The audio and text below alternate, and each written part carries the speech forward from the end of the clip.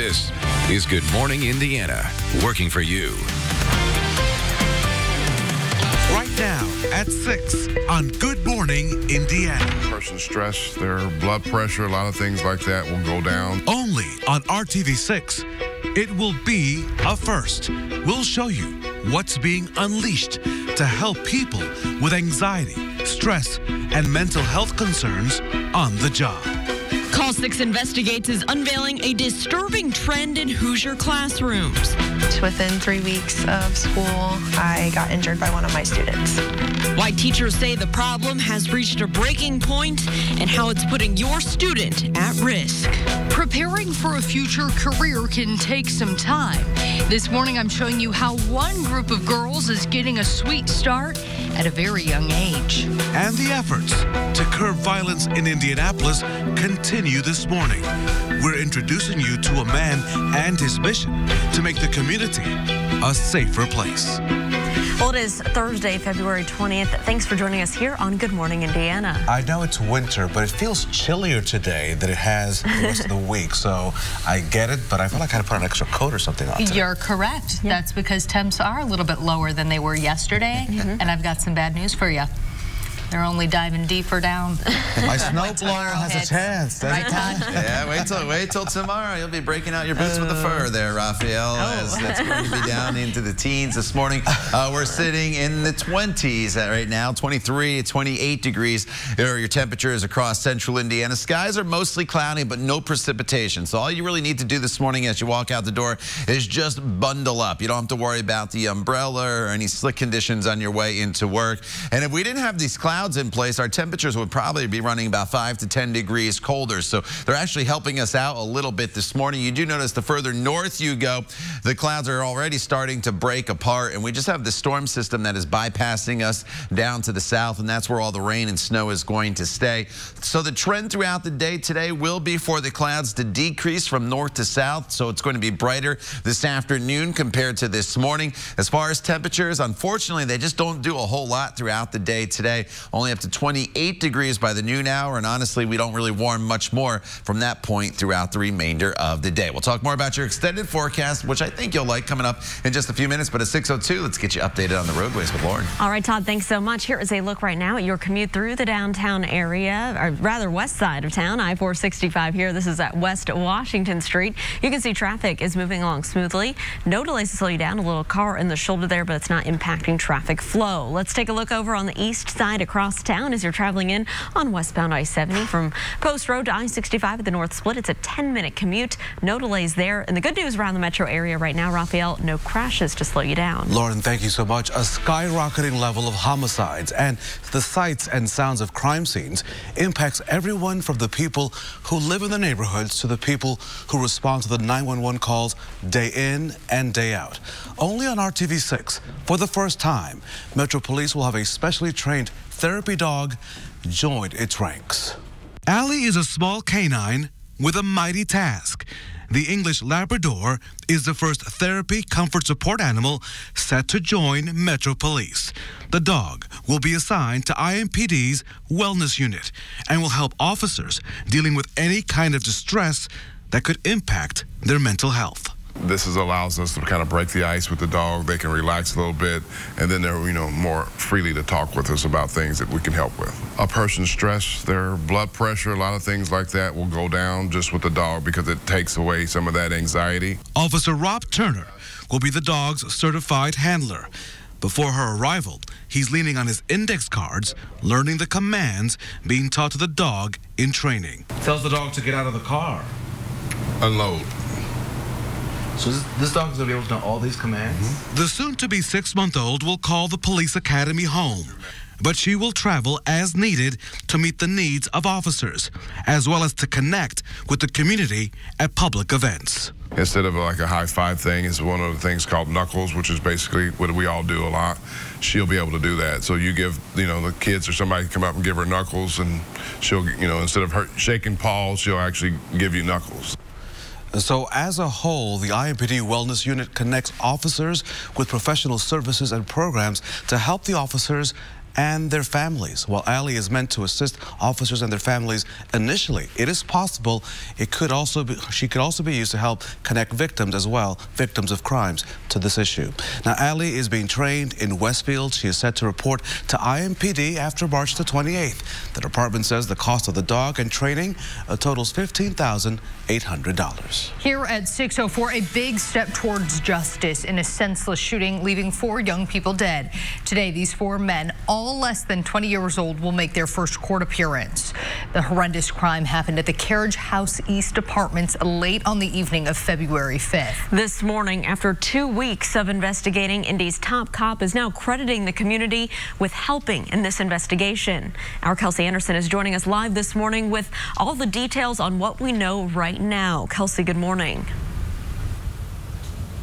Hey, good morning, Meredith and Lauren. So, yeah, 3 of those suspects, 19, the other one just 17 years old. And prosecutor Ryan Mears says they could potentially spend the rest of their lives in prison. Mears filed charges on Wednesday against Rodriguez Anderson, Cameron Banks, Desmond Banks, and LaShawn Watkins. All 4 are facing multiple counts of murder and robbery resulting in bodily injury. The announcement of the arrest comes 2 weeks after the quadruple homicide. And IMPD Chief Randall Taylor says the crime was solved with the assistance from the community, IMPD officers, and detectives who worked extra hours for a break in this case. And people have to understand, I've got a really good group of officers and investigators. They're seasoned. They've been doing this for a while. They do a fantastic job, and a lot of times people don't really see that. Chief Taylor says their work is not done because there are still unsolved homicides here in the Circle City. He says solving these crimes is easier when the community gets involved. Again, the 4 suspects are due in court today at 1 o'clock for their initial hearings. Now, the families of the 4 victims tell RTV6 that they are going to spend their time now laying their loved ones to rest and continuing in the grieving process. All of their funerals are set to be held this week. We've got all the details for you over on the RTV6 News app. Reporting live, Kelsey Anderson, RTV6. The time now is 6:07 as the community searches for solutions to violent crimes. One group believes it has found that solution. Circle Up Indy focuses on youth and families, providing programming and mentorships to steer them from violence. Alyssa Donovan is here this morning with much more. Alyssa, good morning. Good morning, Raphael. Right now, Circle Up Indy provides programs that serve families and young people in the area with the hopes of turning them away from a life of violence and crime and turning them towards a successful future. Right now, Circle Up Indy provides an aftercare program at Jenkins Career Center that's open to kids 5 through 16 years old. The kids play games and listen to mentors. Last night, they discussed the violence happening in the community. Kids expressed how they felt about crime in their neighborhoods and discussed better ways to solve problems than turning to confrontation and violence. With all the things that's going on in the world, all the crime in the city, I feel it's important that we start off with the youth. If we can reach the kids, put them on the right path, then they never have to go down the wrong path. Now, Circle Up Indy also serves adults, providing work and professional development programs. Next month, Circle Up Indy is launching a new youth program for young people hoping to become entrepreneurs. The hope is that continuing to show young people a more positive direction of life will lead to less violence across Indianapolis. Alyssa, thanks. It is 6:08. A federal crime is growing across the Hoosier State, but it's not a new crime.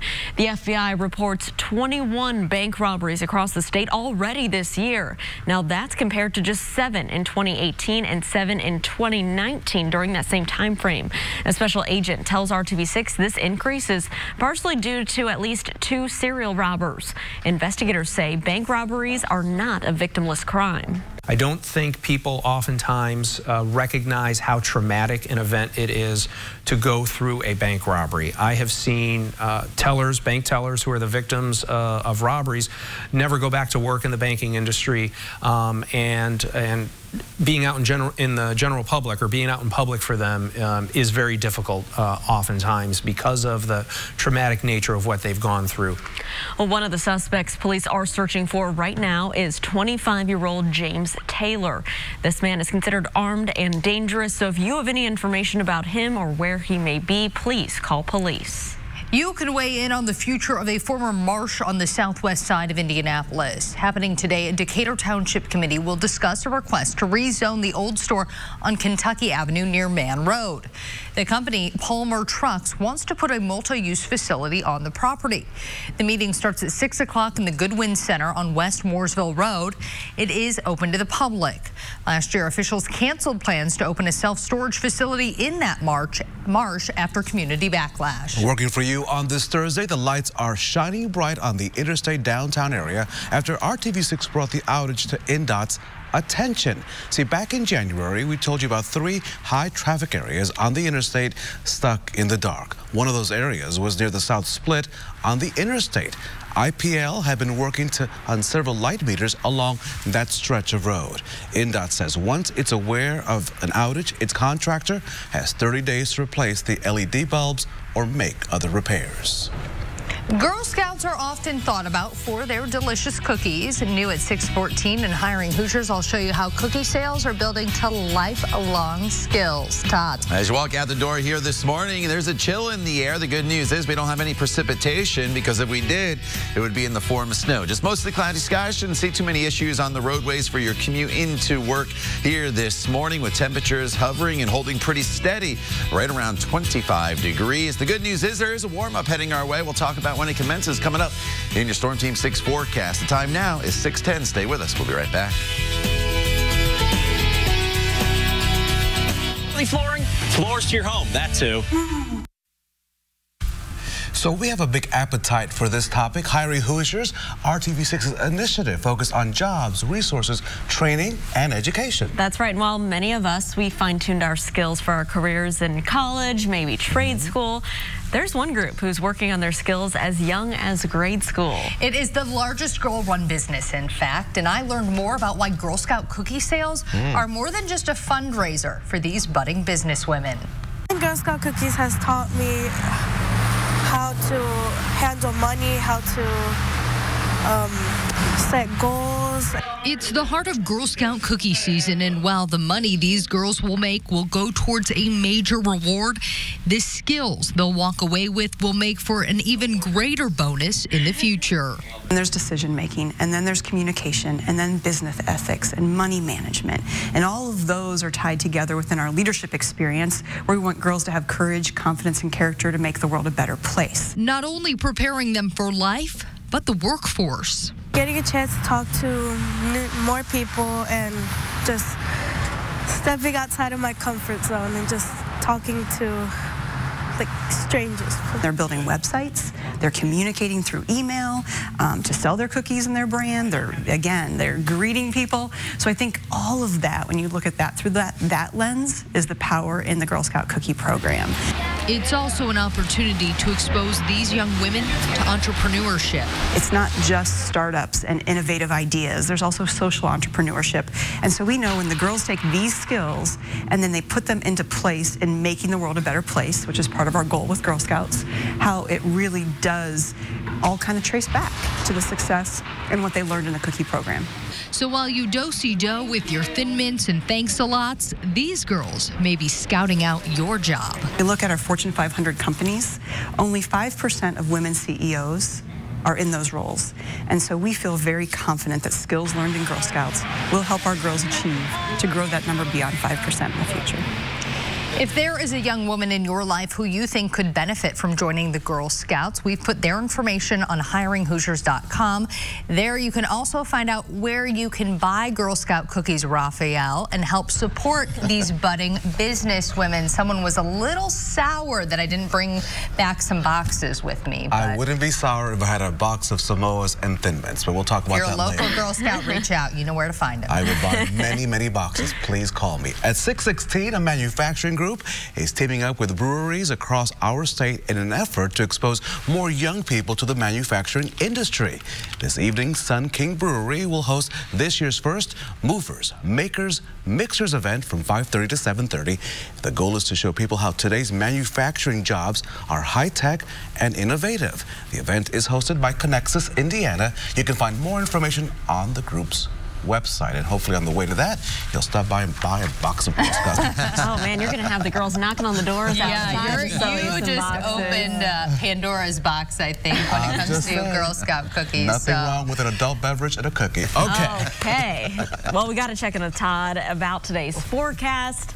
Todd, it's pretty chilly out there, but hey, the sunshine makes a big difference. Yeah, you know, once the sun comes up and once we get the sun in here, it'll feel pretty decent later on this afternoon, although today is the coldest high temperature we have in our 7-day planning forecast, and it's a little colder than it has been. This morning, as you walk out the door, skies are mostly cloudy, but the clouds will decrease throughout the course of the morning. That is the good news, at least going forward in this forecast. We'll get into brighter conditions just like we had yesterday, but down to 21 now in Peru. Wouldn't be shocked if you dip down into the teens here this morning before we start to warm. 24 in Indy, 27 in Bloomington, 22 is the current temperatures. Make your way from Crawfordsville up towards the Lafayette area. The clouds already breaking apart in northern locations. They're still pretty solid as you work your way from Bloomington over towards the Greensburg area. And what we have going on, pretty big storm system bypassing us to the south. And this has really been the storm track over the last week or so. We've been getting the glancing blows. And in this case, we are just getting the clouds on the northern fringe of this system. Unfortunately, some heavy rainfall again through Alabama, Mississippi, and Louisiana. Places that don't need the rain. There's a lot of flooding that's been taking place down there, and unfortunately they're probably going to get at least another inch or two of rain, but this storm system will make its way up the east coast, and as it does so, it'll pull the clouds off to the east with it, and we'll see improving conditions throughout the day today. So here's how your day plans out as a whole. We'll walk you through it. We're dealing with the clouds through probably at least 11 a.m. Once we get to the afternoon hours, we'll start to break those clouds apart for some sunshine across the area, and by this evening it is clear, but you notice the temperature trend. We really don't do much with the temperatures throughout the day today, only getting up to right around 30 degrees for your afternoon high. Overnight tonight, unlike this morning when we have the clouds in place, it'll be clear tomorrow morning, and that's going to allow the temperatures to get down into the teens. So tomorrow morning is very, very cold. So while today's high temperature is the coldest of the week, tomorrow morning's low temperature is the coldest of the week and in our 7-day planning forecast. So after that cold start, we'll warm back up into the mid-30s for your afternoon high tomorrow with sunshine. And then the weekend is looking great. 45 on Saturday with sunshine, not bad at all. 51 on Sunday. The clouds will increase. Yesterday, I had some showers in the forecast for Sunday. I've pushed those back. I don't think they're going to arrive until at least after sunset, and then it becomes more of an issue for Monday into Tuesday as we could see some soggy conditions across the area, but it's all rain as temperatures, Lauren, will be in the upper 40s. All right, Todd, thanks so much. We're keeping a close eye on your roads as you're heading out there this morning. Good morning to you in Fishers. This is a look in your area. I-69 here, a view from 106th Street. Traffic is moving along up to speed, both northbound and southbound on your interstate, so that is great news. We also have Live Drive out on the roads, keeping an eye on your morning commute this Thursday. You can see a view of the dash cam here on westbound I-70 approaching I-465 on the west side where everything is traveling up to speed. The time now is 6:20, and this morning the Hoosiers are still in the hunt for a trip to the tourney thanks to just their second road win of the season last night. A trip to Minnesota came at the perfect time. IU was playing from behind for much of the first half, down by as many as 10 points, though the second half would be much better for the Hoosiers. IU came through with a much-needed win on the road, 68-56. Ninth-ranked Penn State travels to Assembly Hall on Sunday. Well, the story was not the same for the Butler Bulldogs. They came into last night's game against 16th-ranked Seton Hall, having lost 3 of their last 5 games with just 0.6 of a second left in the game. Heartbreak for Butler. An incredible game-winning shot for the Pirates to down the Dogs 74-72. Butler has now lost 4 of their last 6. The Dogs travel to Creighton on Sunday. In the IndyCar world, official word that James Hinchcliffe will rejoin Andretti Autosports for 3 races this season. He'll drive the number 29 Genesis Honda for the road course race at the Speedway and the Indy 500. He will also take part in the race at the Texas Motor Speedway in June. Hinch was left scrambling after McLaren Schmidt-Peterson went a different direction with their driver lineup. Meal kits like HelloFresh seem like the perfect solution to a quick dinner dinner after a long day on the job. New at 6:27, why lots of people are now losing their appetite on a once very popular service. Well, February is American Heart Month, and each morning we're giving you a tip to guide you towards a healthier lifestyle. So this morning we're reminding you not to dwell on past mistakes. Forgive yourself, learn from those mistakes, and move on. These tips are part of the Go Red for Women campaign sponsored by the American Heart Association. And the time right now is 6:21. Here's a live look downtown, view to the north. You're watching Good Morning Indiana right here on RTV6. We'll be right back.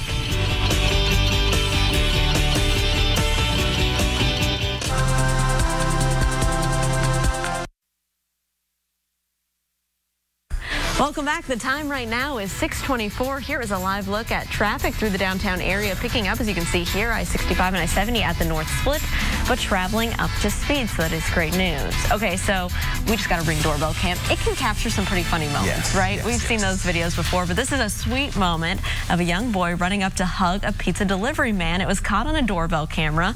The boy's mom decided to share the moment on social media, but the mom didn't know what this moment meant for the man behind the delivery box. See, Ryan Catterson had just lost his 16-year-old daughter. Wow.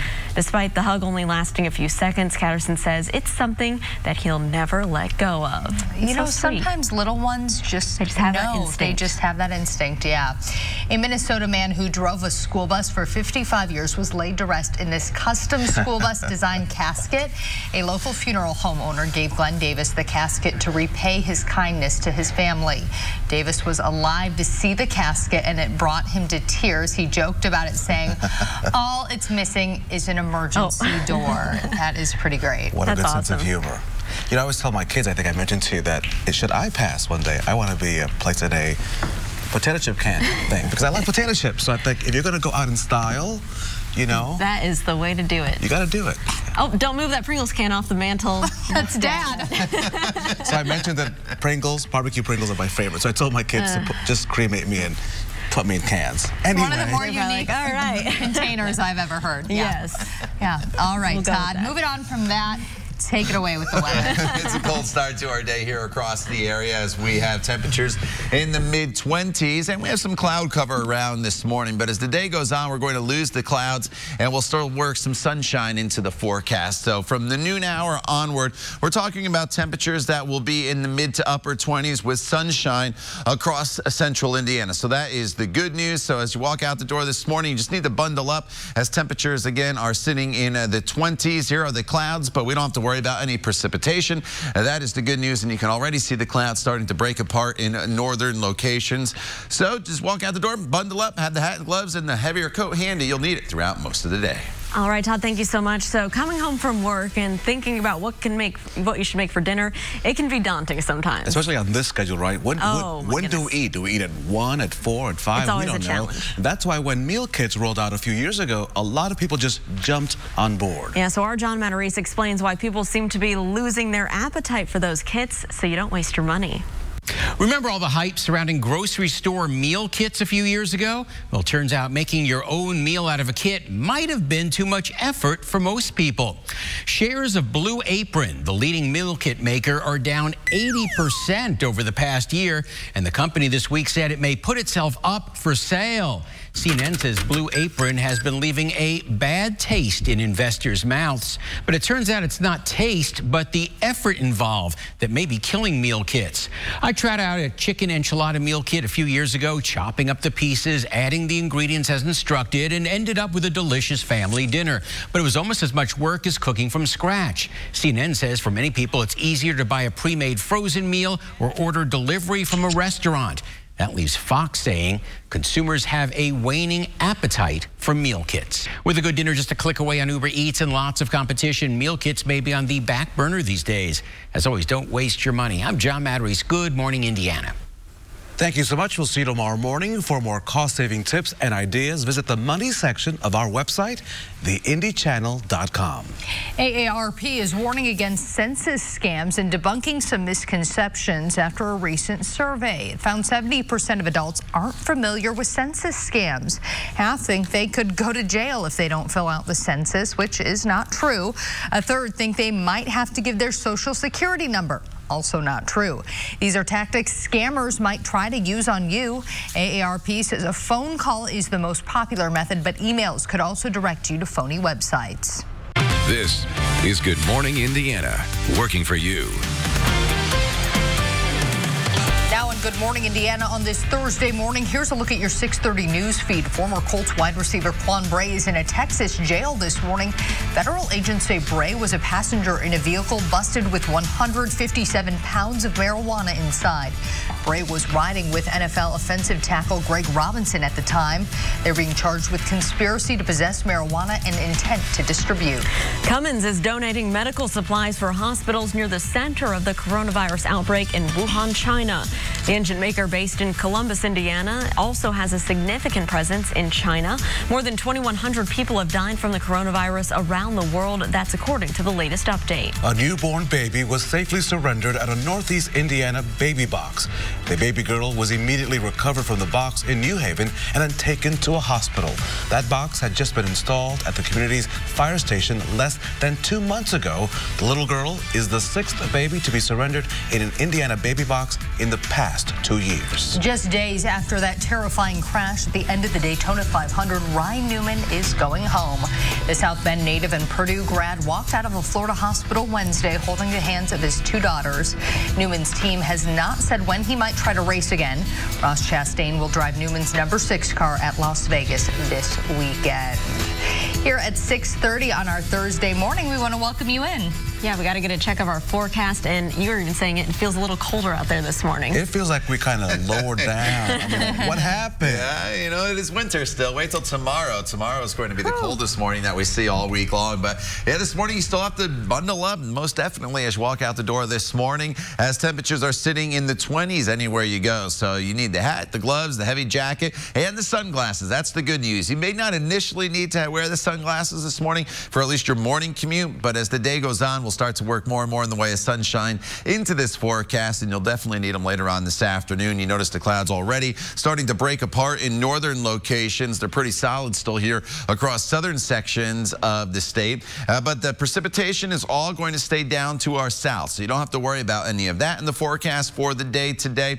Unfortunately, our temperatures are just not going to warm. Even as we get the sunshine into the forecast this afternoon, that north wind is going to prevent us from getting much warmer than 30 degrees, but the clouds will be in place here this morning, becoming thinner as we get close to the noon hour with your noontime temperature, Lauren, right around 28 degrees. All right, Todd, thank you so much. We are keeping a close eye on traffic this morning. Right now, we're in Plainfield along State Road 267, waiting at the light here. Traffic over on this side of town is traveling up to speed. No crashes to report at this hour in parts of Hendricks County, so that is good news. The only crash I'm monitoring right now just popped up on the east side, closing one right lane of Post Road heading southbound near 25th Street. No injuries to report. The time now is 6:32, and this morning we continue to follow the cases of 4 people arrested for the murders of 4 others on the city's northeast side. This happening 2 weeks ago. The 4 suspects are all due in court for the first time later today. All of them facing murder and robbery charges stemming from the shootings at the Carriage House East Apartments near 42nd and Mithofer.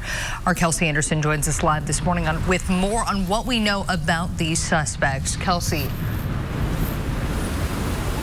Hey, good morning, Raphael and Meredith. So the arrests were announced yesterday during a press conference, and we now know that those 4 suspects are all under the age of 20. And Marion County Prosecutor Ryan Mears, he says he filed those charges against Rodriguez Anderson, Cameron Banks, Desmond Banks, and LaShawn Watkins. All 4 are facing multiple counts of murder and robbery resulting in bodily injury. Charges that Mears say could potentially put them away for life.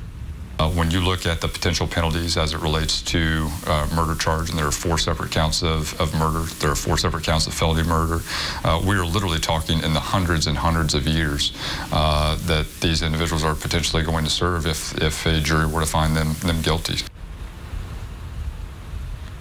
IMPD Chief Randall Taylor says the crime was solved with the assistance from the community, IMPD officers, and detectives who worked extra hours for a break in this case. But he says their work isn't done because there are still unsolved homicides here in the Circle City. Now, the families tell RTV6 that they are now going to spend their time grieving their lost loved ones and honoring their lives. All of their funerals are set to happen this week. We've got the details of the times and places over on the RTV6 News app. Reporting Reporting live, Kelsey Anderson, RTV6. Kelsey, thank you. As police work to hold criminals accountable to keep violent offenders off the streets, community groups are working to keep children away from that violence. Our Alyssa Donovan is joining us here in studio this morning. Alyssa, there's an organization that's providing programs to kids and their families to keep them from crime and those communities on a successful path. That's right. And the organizers tell me that this is the key to curbing violence, starting with the children and getting them involved in other activities and on a positive route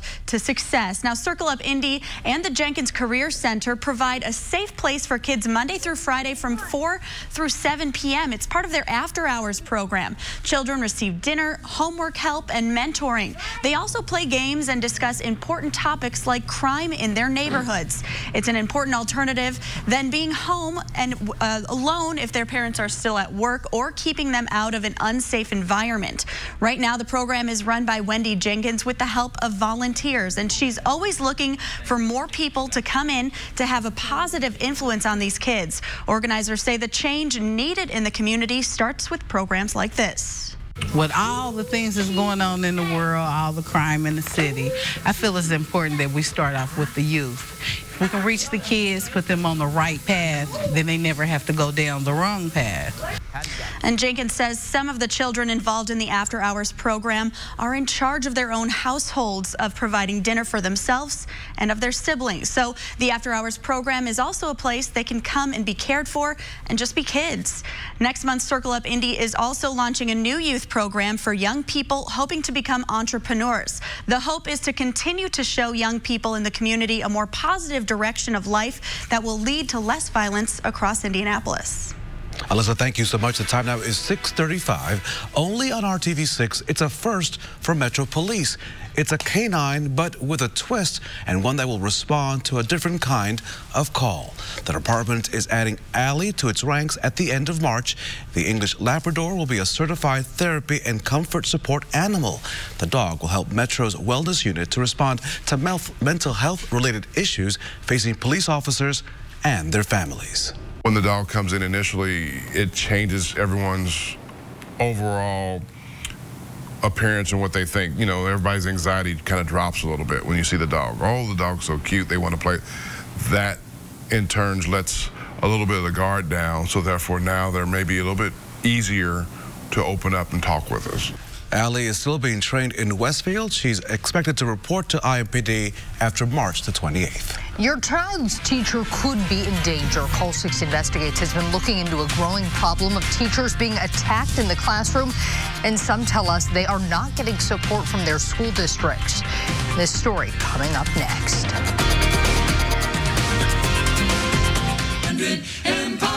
Today. Within 3 weeks of school, I got injured by one of my students.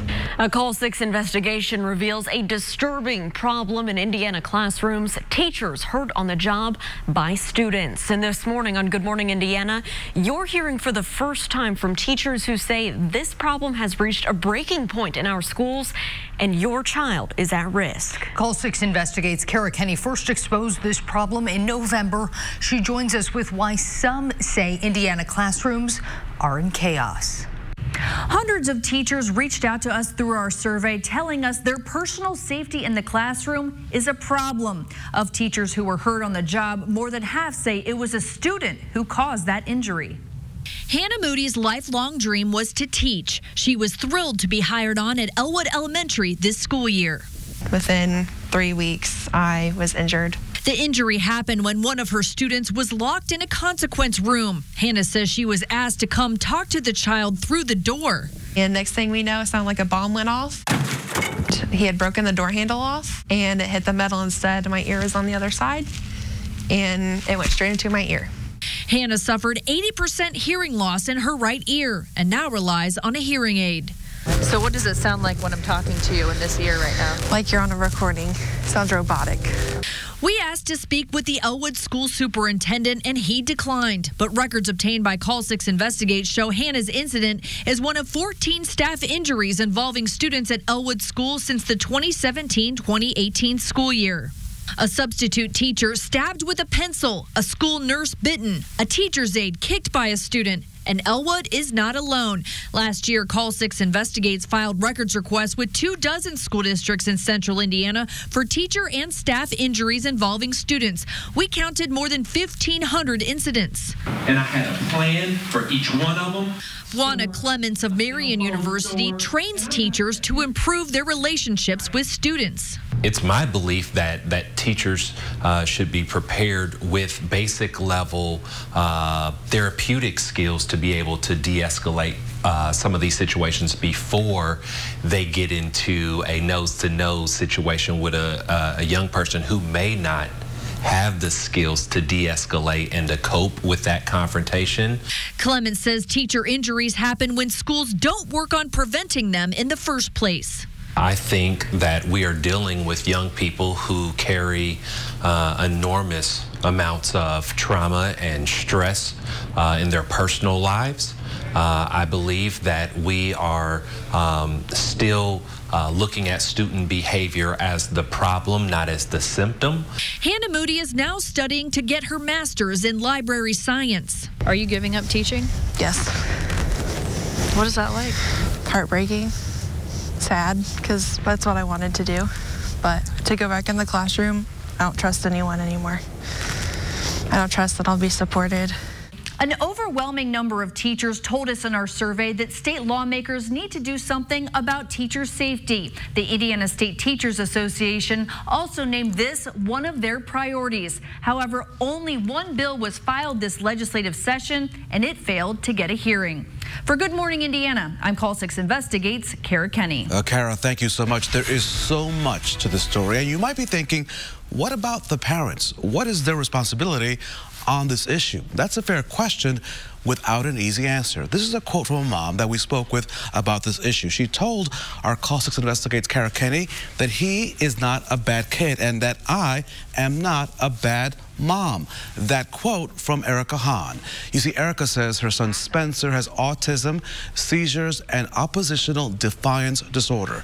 Her son has injured several people at school, from teachers, staff, and multiple bus drivers. Erica tells us she has done everything she can to get her son the services and the attention that he needs. She even pulled him out of public school and sends him to a school in Lafayette that specializes in educating students with disabilities. But when it comes to students injuring teachers, she believes there's a bigger problem in our schools. She says not enough resources for teachers and students. We have a large population of kids who have autism and who have other behavioral issues who are undertreated and underserved, especially in our school system, and it's kind of a recipe for disaster. Erica says the solution isn't punishing kids or parents, but rather providing more training for teachers, teachers' aides, and administrators. We'll have much more of this developing story throughout the day. There's a lot to unpack with this issue affecting teachers, students, parents, and school systems. Right now on our website and on the RTV6 app, you can read more about this issue that Call 6 Investigates uncovered. We will walk you through how we expose this very complicated and complex issue, why very few teachers want to talk about this problem, and what barriers schools face when addressing teacher injuries. Music can do many things, and now we know it can help you get through brain surgery. Next, the incredible story of a woman who played on while doctors were saving her life. Todd. All right, as you walk out the door, we're going to continue with the sunshine today. There's a little bit of cloud cover this morning, so not everybody gets into the sunshine right away, but grab the sunglasses anyway, because by this afternoon, we're looking at mostly sunny skies. You will definitely need those sunglasses, and it's going to continue the sunshine that is all the way into the weekend. We'll talk more about your extended forecast coming up when Good Morning Indiana continues. The strength to make a difference.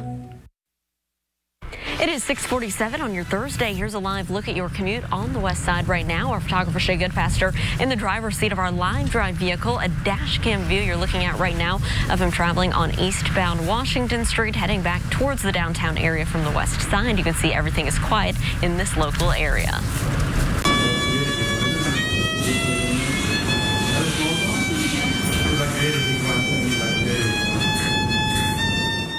That That is not doctored video. That's violinist Dagmar Turner playing while doctors were removing a tumor from her brain. I have been fascinated by this story all morning long. Turner, you see, is a violinist with the Isle of Wight Symphony Orchestra in the United Kingdom. She says she wanted to play during her surgery because she did not want the changes to her brain to impact her career. First thing they asked me was like if I was right or left-handed, and I said I'm right-handed, and they said, oh, that's fine, that's no problem. I said, what do you mean? Well, your tumor is on the right-hand side, so it will not affect your right-hand side, it will affect your left-hand side. Turner came through that surgery okay, which is great news. She is recovering and will soon be back with her orchestra. I am so fascinated with how did that even happen? You know, a surgery room is so clean. There's so much going on. Sterilization, and to have all of that going on, she was playing an instrument during surgery. You know what, to be honest, the doctors probably enjoyed it. Because if you think about it, oftentimes surgeries are quiet and things like that. So it was probably a nice change of pace for the medical team so long as everything went well. So yeah, a great story. All right, Todd, unfortunately, we don't have a great story weather-wise today in terms of the temperatures. Yeah, you know, it's not as good as it was 2 years ago on this edition of Throwback Thursday. I asked a question to the ladies earlier, Raphael. Can you guess what the temperature was? So ladies, you can't answer. Do you know what the temperature was 2 years ago on this date? I'll say 67. Close. Getting close. 77 degrees. And not only did that set a record high, and we obviously enjoyed warm conditions in February, this is also the warmest temperature ever recorded in the month of February for the city of Indianapolis. So it happened 2 years ago in 2018. If you remember back, there was a nice stretch of weather for several days there with above normal temperatures. A far cry from that this morning, though, as we are in the 20s anywhere you go. With the exception of Bedford, you're still holding on to 30 degrees, but 24 in Greencastle as well as Indy, 20 in Richmond, 21 is the current temperature as you make your way up into the Peru area. So it's National Love Your Pet Day, so of course I had to feature 2 of them on our dog walking forecast here for the day. Today we have Jameson and Ginger Ale sent in by Amy. Look at how well behaved they are just sitting on the chair like that. And if you want to send your pictures in to be featured, you can send them to my Facebook page, Todd Clausen at RTV6. Green paws, though, for all your pets walking out the door. It's a little chilly, obviously, so don't stay out for an extended period of time.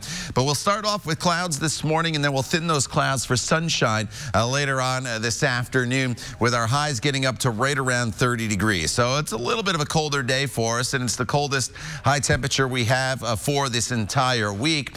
You notice the clouds breaking apart already in northern locations. So the further north you are, the quicker you'll get into sunshine throughout the day today. The further south, it's going to take probably most of the morning to get there, and that's because this big storm system is bypassing us to the south. So you'll have to wait for all this to kind of shift its energy up to the east coast, and that'll pull the clouds off to the east as well. But overall, it's a decent afternoon for us. Just have to, again, bundle up a little bit. Temperatures this evening will be falling back down into the 20s. For the day tomorrow, it starts off very, very cold. Temperatures tomorrow morning will be in the teens, so it's probably another 5 to 10 degrees colder tomorrow morning than it is right now. But tomorrow we'll start to warm it up. We'll get up to 35 degrees with sunshine. By the time we get to the weekend, Saturday, we're into the mid-40s with mostly sunny skies. Sunday, 51 degrees. The clouds increase, but Sunday, I pushed the rain back. Yesterday, I had the rain kind of coming in during the daytime hours. Here's TrueCast. Sunday, it's still off to our west. It's really not until Monday that we really start to get into the rainfall. So Monday is looking pretty wet across the area, but until then, enjoy the dry conditions. A little chilly today and tomorrow, but start making those weekend plans now. Lauren. All right, Todd, thank you so much. We're taking a look at traffic right now, still on the west side, traveling westbound right now on I-70, and you can see traffic here near Sam Jones Expressway is moving along up to speed. Pretty quiet right now for your Thursday morning commute. Today's Throwback Thursday takes you to the cutting edge of technology. Remember how much it cost you to go mobile for the first time? Raphael, you were the only one alive when this happened. We'll take a look back with help from an RTV6 legend coming up next. Live. Visit the Hiring Hoosiers job board.